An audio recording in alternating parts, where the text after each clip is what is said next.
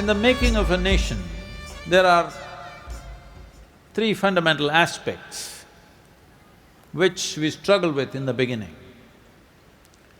When we say a nation, the first and foremost thing is the territory, the borders, the boundaries of a nation. It is it is sad that we have to divide the globe into nations, but right now there is no other way to operate. Right now, nation is the largest segment of humanity that we can address. So nations are needed for now. So when we say a nation, it is a question of territory. When it comes to territory, the very first step of starting India as a nation came with breaking up of the territory,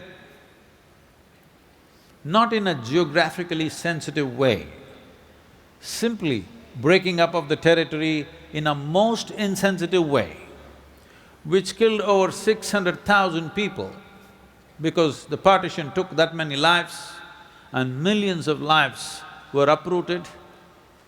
There is still a generation of people who experienced that. Their memories are terrible.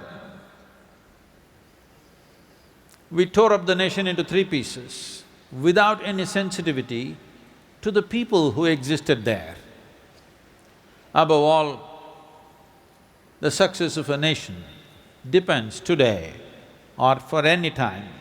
The success of a nation does not depend on its military exploits or political processes, but on the success of its businesses.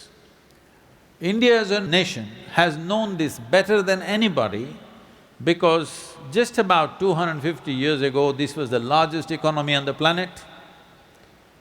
Over 30% of the world's exports were from India. But when we made the nation, unfortunately, we cut off all our trade routes and made a nation. Our trade routes which went into Central Asia, into Europe, into Arabia were cut off. Our trade routes which went into Southeast Asia were cut off. Only that was left is the maritime routes. Otherwise, all trade routes were cut off because people, for whatever reason, I don't want to go into that, but we cut off our trade routes and made a nation, and we struggled for over 3 decades, not knowing how to do business. What we had done for over 10,000 years, suddenly we did not know how to conduct business because all trade routes were cut off. Even if you gave away the land, at least you should have kept a highway or a railway which went into Arabia, Central Asia and Europe. Today or many years ago, we would have highways and railways going into the European capitals from India. It would have been a completely different nation. So we cut off our trade routes because it's like this. You okay for a story or will you fall asleep? No, because for most people, once I say once upon a time, they think it's bedtime. Not so long ago, hello, a pirate entered an Irish pub. When I say pirate, these days you think of the Somali pirates, not like this, a classic pirate. So he entered the Irish pub. He had lost his right leg, so he was on a wooden stump. His right hand was gone, so he had a hook and he had an eye patch, classic pirate. He walked in and sat down and ordered drink. The bartender looked at him and said, "Hey, Jack, what is the problem? Last time I saw you, you were fine. How did you lose your leg?" He said, "Oh, what to do, we were in the high seas and Her Majesty's cannonball came and took off my leg. But no problem, the carpenter on the ship fixed me up pretty good. The stump works as good as a leg, I can even dance." Then he served him a drink, and when he saw he had a hook for a right hand. He said, "What happened to your hand?" He said, "Oh, I was in a sword fight. You know, some fools don't know that you have to hit the sword with a sword, they hit my hand. So I lost my hand, but no problem, my blacksmith fixed me up with a hook, this works better than the hand." Then as he was drinking, he asked him, "But what happened to your eye?" He said, "I was trying to navigate and I was looking up and the bird poo came and fell in my eye."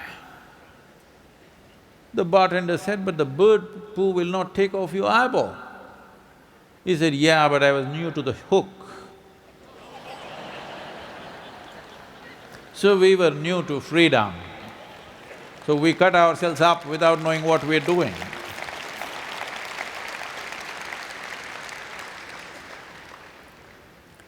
The next aspect of making of a nation is the systems and processes that we follow. Our administrative systems, our education systems, our political system, the executive aspect of it, our military and our judiciary, these are all different systems. When someone occupies a nation, they will form certain systems. Those systems are created for control. Unfortunately, without much modification, almost ditto, as it was during the British era, we just took the rules as they were and continued the same systems. Because of this, it was like we were driving with our brakes on. Doesn't matter what we do, it goes only at that speed. It doesn't pick up speed because all the systems were designed to control, never designed to liberate the people. All the systems were shackles, so many shackles within a shackle that no matter what you do, you're thinking you're doing the right thing, but it's not moving ahead because we did not reinvent the systems for a free nation. We imported or we inherited systems of an occupied nation and tried to run a free nation. I think India, 1 or 2 generations of people have lost possibilities and have suffered immensely because of these kind of systems. I'm saying, this is the mentality of the occupier, that everybody, every citizen is a criminal. If you tell me the rules, why will I not follow it? The rules were made so ambiguous, nobody knows what's the damn rule. No matter what you do, you feel like a criminal because you do not know what the rules are, they're so complicated. I was talking to a very top corporate lawyer and something they were trying to interpret to me. I listened to this whole interpretation. I believe if somebody says something, I can understand. But I did not understand. So I asked him, "See, you are the top corporate lawyer in the country. Do you really understand what is it that you're telling me?" He said, "No, Sadhguru, I don't understand." I said, "Okay." So even you don't understand, then what is it?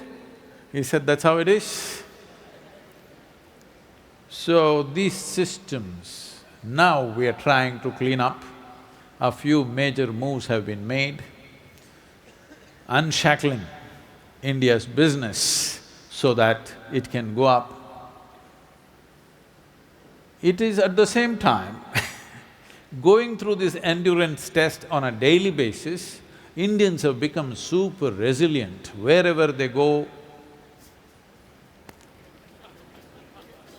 Running an obstacle course on a daily basis. If you take them to a place where there are no obstacles, they are a super hit. Anywhere in the world, they are going and succeeding in a big way.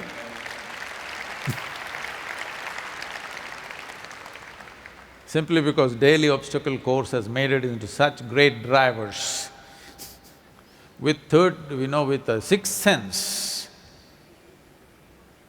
We're not just seeing what's coming ahead, what's coming on the sides, what's coming behind, we also know what's coming from the top when we're driving. So it's fine, but we are coming to a place where these things are being… the structural aspects of the nation are being cleaned up. And the third and the most important thing is the people. See, people are trying to build a nation, people are trying to transform humanity. There is no such thing. There are only human beings. If you want a great nation, you must do something to produce great human beings. There is no other way.